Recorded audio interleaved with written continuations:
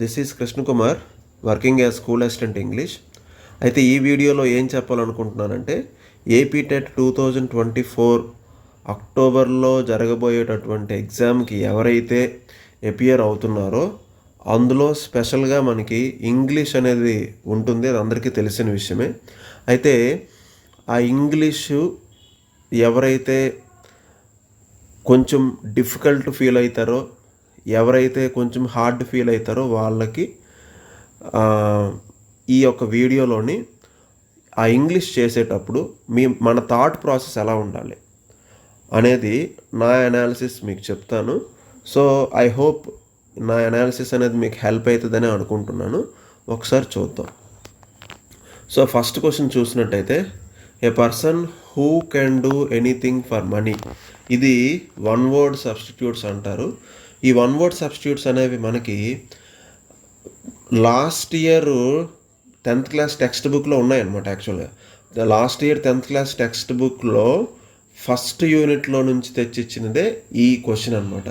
Okay, A person who can do anything for money is called mercenary అని అంటారు. Okay, అంటే డబ్బులు తీసుకొని ఏ పని చేయడానికైనా రెడీ. అంటే ఈ ఆన్సర్ చేసేటప్పుడు ఈ క్వశ్చన్కి ఆన్సర్ చేసేటప్పుడు మీ థాట్ ప్రాసెస్ ఎలా ఉండాలి అంటే, ఇది ఎక్కడ చదివితే ఈ క్వశ్చన్కి మనం ఆన్సర్ చేయగలమంటే, వన్ వర్డ్ సబ్స్టిట్యూట్స్ ఎక్కడైతే ఎక్కడుంటాయి 6th నుంచి 10th క్లాస్ వరకు మనం కొన్ని ఇంగ్లీష్ టెక్స్ట్ బుక్స్ కానీ రెఫర్ చేసినట్టయితే, most importantly 10th class text బుక్ని, ఓల్డ్ టెక్స్ట్ బుక్ని రెఫర్ చేసినట్టయితే మనకి last year text book, present text book కాదు, last year text book refer చేసినట్టయితే ఫస్ట్ యూనిట్ టు 4th యూనిట్లో మనకి కొన్ని వన్ వర్డ్ సబ్స్టిట్యూట్స్ ఉంటాయి.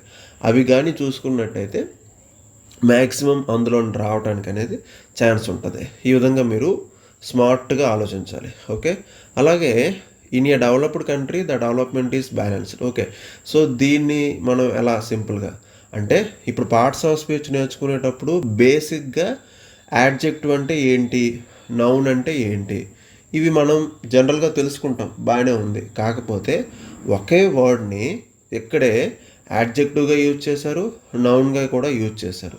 సో మనం పార్ట్స్ ఆఫ్ స్పీచ్ నేర్చుకునేటప్పుడు ఒక వర్డ్ని తీసుకొని దాని యొక్క నౌన్ ఫామ్ ఏంటి, యాడ్జెక్టివ్ ఫామ్ ఏంటి, లేకపోతే యాడ్వర్బ్ ఏంటి, ఇవన్నీ కూడా మనకి ఒక ఐడియా వచ్చినట్టయితే మనం దానికి ఆన్సర్ చేయొచ్చు. ఓకే, ఎక్కడైతే చూసుకుంటే దీని ఆన్సర్ ఏంటి, in a developed country. Developed ఏం చేస్తుంది, కంట్రీని డిస్క్రైబ్ చేస్తుంది, వివరిస్తుంది.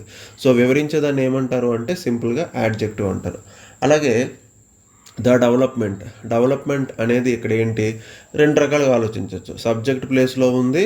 Okay, at the same time అనేటటువంటి ఆర్టికల్, దేన్నైతే మనం యాడ్జెక్టివ్ అని కూడా అంటామో, ఆ యాడ్జెక్టివ్ ఏం చేస్తుంది, డెవలప్మెంట్ అనే నౌన్ని వివరిస్తుంది. కొంచెం స్పీడ్ అవుతున్నానండి, ఎందుకంటే మనకి వీడియో లెంత్ పెరిగితే కొంచెం ఇబ్బంది ఉంటుంది కదా. ఓకే, అందుకు. And at the same time స్లోగా కూడా వెళ్తాను, కొంచెం చూడండి. అలాగే my house stands dash all the other houses in the street as it is big in size. ఇది టెక్స్ట్ బుక్ నుంచి డైరెక్ట్గా తీసుకున్నటువంటి question. 10th class textbook last year చూసినట్టయితే మీకు అర్థమవుతుంది. సో ఇదేంటిది, అపార్ట్ ఫ్రమ్. సో దీన్ని ఎలాగా, prepositional phrases, important prepositional phrases అని కొట్టి వాటి మీనింగ్స్ని మీరు గూగుల్లోని తెలుసుకుంటే దీనికి ఆన్సర్ చేయొచ్చు. అయితే దీని ఆన్సర్ ఏంటంటే అపార్ట్ ఫ్రమ్. అంటే నా హౌస్ సెపరేట్గా ఉంటుంది, ఎందుకంటే చాలా పెద్దది కాబట్టి. ఓకే, అన్నింటికంటే సెపరేట్గా ఉంటుంది. ఓకే, నెక్స్ట్ కానీ చూసుకున్నట్టయితే, he had completed his project work before he went to play. ఈ స్పెసిఫిక్ సీక్వెన్స్ ఆఫ్ టెన్సెస్ అంటారు. అంటే 2 టెన్సెస్ కలిపి రావడము. ఓకే, ఇది ఎక్కడుంటుంది అంటే బిఫోర్ లాస్ట్ ఇయర్ 9th క్లాస్లోని, అలాగే లాస్ట్ ఇయర్ 10th క్లాస్లోనే ఉంది. అంటే దీన్ని బట్టి మీకు ఈ పాటికి అర్థమైపోవాల్సింది ఏంటంటే, 10th class last year English text book యొక్క ఎక్సర్సైజెస్ అన్నీ మీరు చెయ్యాలి. మన లక్ కానీ బాగుంటే ఆ ఎక్సర్సైజెస్లోని సేమ్ క్వశ్చన్ ఇచ్చేయవచ్చు. ఇంతకుముందు 2 క్వశ్చన్స్ అలానే ఇచ్చారు. ఓకే, అదనమాట. అయితే ఇక్కడ చూడండి, హ్యాడ్ కంప్లీటెడ్ ఏమవుతుంది, had plus V3 past perfect, vent అనేది సింపుల్ పాస్ట్. ఓకే, సో అది ఎక్కడ ఉందో చూసుకోండి, 3rd option. Okay, next, he was particular about his handsomeness dash he was unmarried. దీనికి ఏమన్నాడు, కరెక్ట్ లింకర్ని పెట్టండి. సో ఇలాంటివి వచ్చినప్పుడు ఏం చేయాలి, మీనింగ్ ఫస్ట్ అర్థం చేసుకోవాలి. ఎవరైతే ఇంకా కొంచెం పూర్గా అంటే అందరికీ బేసిక్గా వస్తుందండి ఇంగ్లీషు, అది మనం వర్రీ అవ్వాల్సిన పని లేదు. కాకపోతే దానికి కొంచెం టెక్నిక్స్ కాంపిటేటివ్ ఎగ్జామ్స్లో మనం యూజ్ చేయాలి. అది ఎలా అంటే, ఫర్ ఎగ్జాంపుల్ చూడండి, హీ అంటే అతడు, వాజ్ పర్టికులర్ దేనికి చూస్తున్నాడు అంటే అబౌట్ హీస్ హ్యాండ్సమ్నెస్. ఓకే, అతను అందం గురించి పట్టించుకుంటున్నాడు. ఎందుకంటే అతను అన్మ్యారీడ్. ఎందుకంటే అని తెలిసిపోయింది కదా. ఎందుకంటే ఏంటి, బికాస్. ఎందుకంటే అతను అన్మ్యారీడ్, పెళ్ళి కాలేదు కాబట్టి హ్యాండ్సమ్నెస్ గురించి చూసుకుంటున్నాడు. ఓకే, ఎందుకంటే అంటే ఇక్కడ ఆన్సర్ ఏంటి, బికాస్. ఓకే, అంటే దీనికి ఇంకే బుక్ అవసరం లేదు. రన్ అండ్ మార్టిన్ బుక్లోని మనం కొన్ని ఏమంటారు దాన్ని, కాంప్లెక్స్ సెంటెన్సెస్ అని కొన్ని ఉంటాయి. Complex sentence, simple, complex, compound. ఈ కాంప్లెక్స్ సెంటెన్సెస్ చూడండి చాలు. ఓకే, అండ్ అలాగే if you want to know the meaning of the word you could refer to A dictionary. 2 ఎలా వచ్చింది, రిఫర్ తర్వాత ఎప్పుడు మ్యాక్సిమం 2 వస్తుంది. అంటే ఇది ఎలా తెలుస్తుంది అంటే, మీరు తెలుసుకోవాల్సింది important prepositions followed by verbs, అలాగే important prepositions followed by adjectives, important prepositions followed by noun. ఈ 3 కూడా మీరు ఒక లిస్టు పక్కన పెట్టుకుంటే, అవి అలా చూసుకుంటే ఇలాంటి క్వశ్చన్ మీరు చేసేవచ్చు. అవన్నీ ఉండవండి, మోస్ట్లీ ఒక 500. జస్ట్ చూడండి చాలు, ఏం చేయక్కర్లేదు, జస్ట్ చూడండి, చూస్తే చాలు. ఓకే, అలాగే 67th question, I went to the airport to say good bye to my sister. Okay, ఇదేంటిది, ఈ ఫ్రేజల్ వర్బ్. ఓకే, అంటే ఈ ఫ్రేజల్ వర్బ్స్కి మనకి మార్కెట్లో బుక్స్ దొరుకుతాయి, కానీ అంత అవసరం లేదు. ఇంపార్టెంట్ ఫ్రేజల్ వర్బ్స్ అని కొడితే చాలు, వచ్చేస్తుంది. ఇక్కడ గుడ్ బై అంటే సీ ఆఫ్. ఈ సీ ఆఫ్ కూడా ఇండైరెక్ట్గా 10th class last year book కానీ చూసుకున్నట్టయితే ద జర్నీ అనేటటువంటి లెసన్లోని 3rd పేజ్లోనూ 4th పేజ్లోనూ ఉంటుంది సీ ఆఫ్ అంటే వీడ్కోలు చెప్పడం. ఓకే, ఇదనమాట. అంటే డైరెక్ట్గా ఇచ్చేస్తున్నాడు, మనం కొంచెం స్మార్ట్గా చూసుకుంటే సరిపోతుంది. ఈ వీడియోలో నేను చెప్తుంది థాట్ ప్రాసెస్, ఒక క్వశ్చన్కి ఆన్సర్ చేసేటప్పుడు మీ thought process and analysis. Okay, my brother plays dash guitar well. Okay, musical instruments ముందు దా పెట్టుకుంటాము. Okay, that is no doubt, the పెట్టుకుంటాము. ఓకే, అయితే ఇది ఆర్టికల్స్కి కొన్ని రూల్స్ ఉంటాయి, డెఫినెట్ ఆర్టికల్, ఇండెఫినెట్ ఆర్టికల్, ఇవన్నీ మనం చూస్తాం, బాగానే ఉంటుంది. బట్ ఎక్కడ ఆర్టికల్ యూజ్ చేయాలి, అక్కడ యూజ్ చేయకూడదు. ప్రాపర్ నౌన్స్ ముందు యూజ్ చేయకూడదు, కామన్ నౌన్స్ ముందు యూజ్ చేయాలి, ఎక్కడ ఒమిషన్స్ ఉంటాయి అంటే ఈ బేసిక్ రూల్స్ జస్ట్ అలా చూసుకొని వాటికి సంబంధించిన ఎక్సర్సైజెస్ కంపల్సరీ చేయాలి. కమింగ్ వీడియోస్లో నేను ఆ ఎక్సర్సైజెస్ చేయడానికి నేను ట్రై చేస్తాను, టాపిక్ వైజ్ తీసుకొని ట్రై చేస్తాను. ఒకవేళ ఈ వీడియో మీకు నచ్చినట్టయితే కంపల్సరీ లైక్ చేయండి, సబ్స్క్రైబ్ చేయండి, సో దట్ నాకు కొంచెం బూస్టింగ్లా ఉంటుంది. ఓకే, ఇంకొన్ని వీడియోస్ చేయొచ్చు అన్నట్టుగా. ఓకే, అలాగే 69 చూడండి, he is preparing dash for his exams. ఇక్కడ చూడండి, ప్రిపేరింగ్ అనేది వెర్బ్, దాని పక్కన ఏం యాడ్ చేయాలి, యాడ్వర్బ్ పెట్టుకోవాలి. ఇది మీకు ఎలా తెలుస్తుంది, దీని గురించి ఎలా థింక్ చేయాలి అంటే వెరీ సింపుల్. ఇందాక మీకు చెప్పాను చూసారా, రైట్ ఫార్మ్స్ నేర్చుకోవాలి అంటే, ఫర్ ఎగ్జాంపుల్ బ్యూటీ అనే వర్డ్ ఉందనుకోండి, ఆ బ్యూటీ అనేది ఓకే నౌను, దీనికి యాడ్జెక్టివ్ ఏంటి, బ్యూటిఫుల్. ఇంకో నౌన్ ఏంటి, బ్యూటిఫుల్నెస్. ఓకే, ఇంకొక వెర్బ్ ఏంటి, బ్యూటిఫై. ఓకే, అంటే ఈ పదాలు తెలుసుకుంటూ వాటిని ఎక్కడెక్కడ యూజ్ చేయాలి. ఓకే, మరి ఇక్కడ ఏం యూజ్ చేయాలి అంటే సీరియస్లీ అనేది యూజ్ చేయాలి. ఎందుకు యూజ్ చేయాలి అంటే వెర్బ్ని క్వాలిఫై చేసేది, వెర్బ్కి కొంత మీనింగ్ యాడ్ చేసేది యాడ్వర్బ్ మాత్రమే. ఆ యాడ్వర్బ్ ఇక్కడ ఏంటి, సీరియస్లీ. ఓకే, ఇంకొక బండ గుర్తు ఏంటంటే ఎల్వై ఉంటే యాడ్వర్బ్ అని చెప్పొచ్చు మోస్ట్లీ, ఎందుకంటే మ్యాక్సిమం యాడ్వర్బ్స్కి ఎల్వై అనేది ఉంటుంది. ఓకే, 70 క్వశ్చన్ చూద్దాం. The chief minister might visit the village today. ఇక్కడ మైట్ విజిట్ ఏంటి, కంపల్షన్ అంటే బలవంతం కాదు, పాసిబిలిటీ అవకాశము, చూద్దాము, ఆబ్లిగేషన్ కంపల్సరీ డ్యూటీలాగే చేయాలి, ఇది కూడా కాదు, ఆర్డరు కాదు.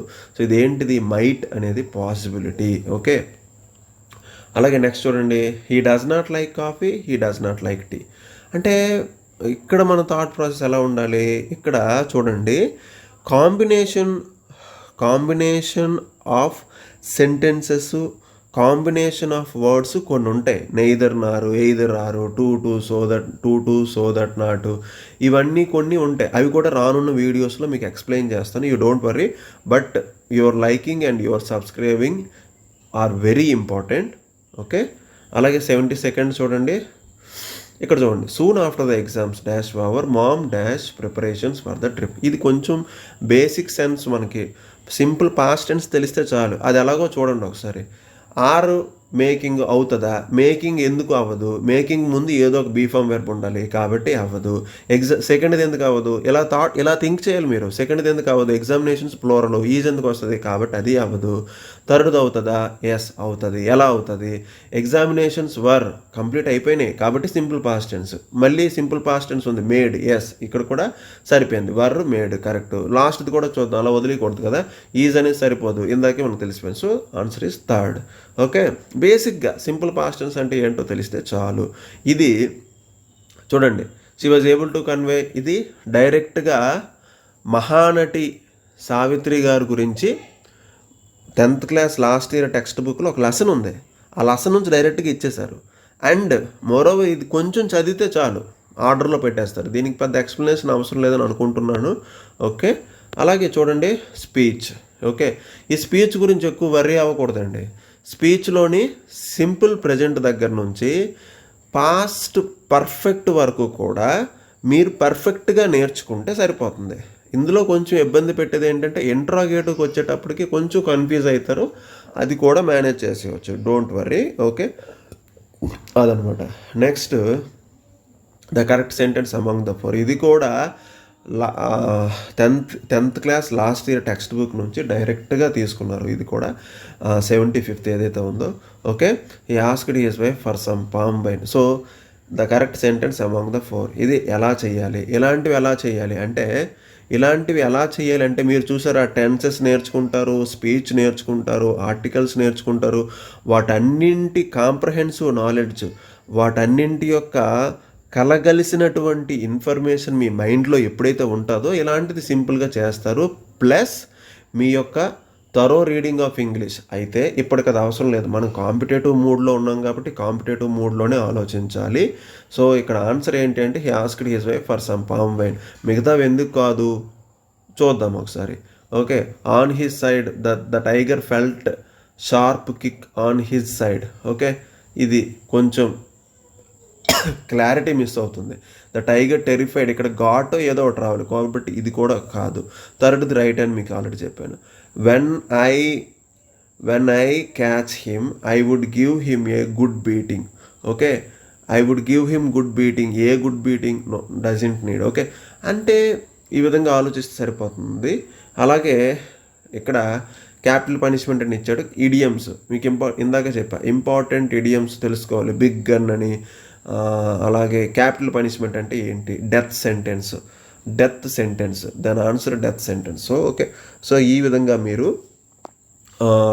టెట్ ఇంగ్లీష్కి మీ యొక్క అనాలిసిస్ అనేది ఎలా ఉండాలి, మీ యొక్క థాట్ ప్రాసెస్ అనేది ఎలా ఉండాలి. మనకి ప్రతిదీ కూడా ఈ ఆన్సర్ సరిపోతుంది అనిపిస్తుంది. బట్ మనం కొంచెము దాన్ని క్లియర్గా చూసుకోవాలి, కేర్ఫుల్గా దాన్ని అబ్జర్వ్ చేయాలి. అప్పుడు మాత్రమే ఆన్సర్ అనేది పెట్టాలి.